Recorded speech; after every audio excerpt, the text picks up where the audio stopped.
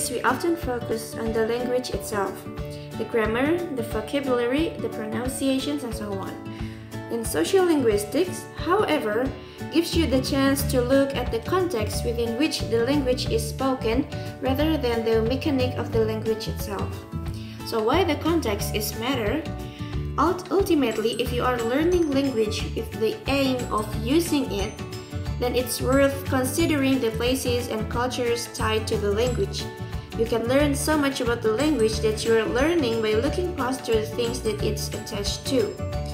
Sociolinguistics is the descriptive study of the effect of all aspects in society, including cultural norms, expectation, and context, on the way language is used and society's effect on the language. It differs from sociology of language, which focuses on the effect of the language.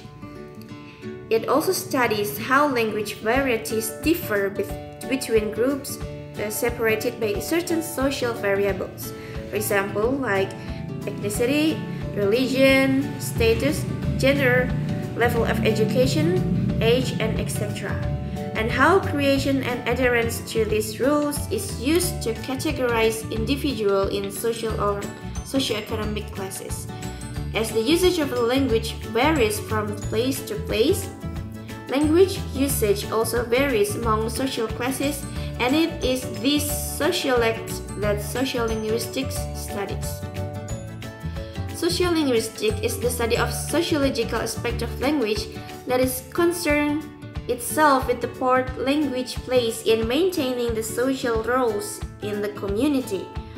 Sociolinguistics attempt to isolate those linguistic features that are used in particular situations and mark the various social relationships among the participants at the significant levels of the situations, influence on the choice of sounds, grammatical elements, and the vocabulary items that may include such factors as I said before, like age, sex, education, occupation, race, and peer group identification, among others.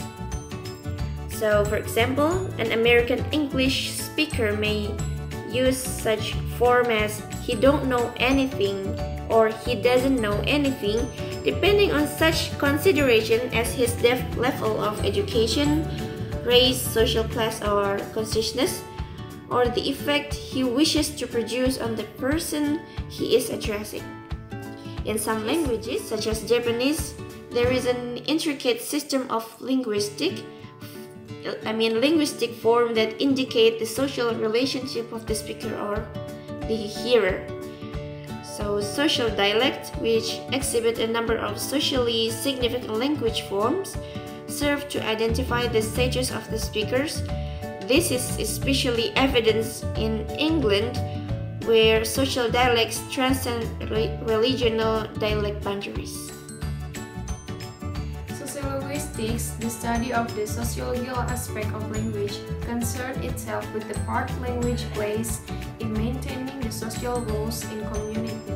Sociolinguistics attempt to isolate those linguistic features that are used in particular situations and that mark the various social relationships among the participants and the significant elements of the situation. Influences on the choice of sounds, grammatical elements, and vocabulary items may include such factors as age, sex, education, occupation, race, and peer group identification, among others. For example, an American English speaker may use such form as he don't know anything or he doesn't know anything, depending on such consideration as his level of education. In some languages, such as Japanese, there is an intricate system of linguistic forms that indicate the social relationship of the speaker to the hearer. Social dialect, which exhibit a number of socially significant language forms, serve to identify the status of speakers. This is especially evident in England, where the social dialect transcend regional dialect boundaries. Application of sociolinguistics. For example, a sociolinguistics might research how a particular variety of language would not be considered correct in a business place. Sociolinguistics might also study the grammar, phonetic, and vocabulary of the sociolect. Similarly, the dialogist would study the same things for a regional dialect. The study of language variation focuses on how language changes with the social pressure and when in a specific environment. Code switching is a word used to explain the language changes in a new environment. Willem Leboeuf is often thought of as the most important person who studies sociolinguistics. He is especially known for introducing a way to measure language variation and change. This made the study of language into a scientific area of study. Branches of sociolinguistics can be defined into broadly and narrowly. Broad branch of linguistics studying those properties of language which require reference social, including contextual factors in their explanation. Narrow seeks to explain pattern covariation of language and society, seeks and rule to account for that variation. And some tradition of sociolinguistic investigation is first, linguistic variation. Focuses on the linguistic variable that correlates with social differences. Unit of study is language itself, considered a part of linguistic biggest proponent. Second, ethnography of speaking. Emphasis on various aspects of context that are involved in differing interpretation of language use.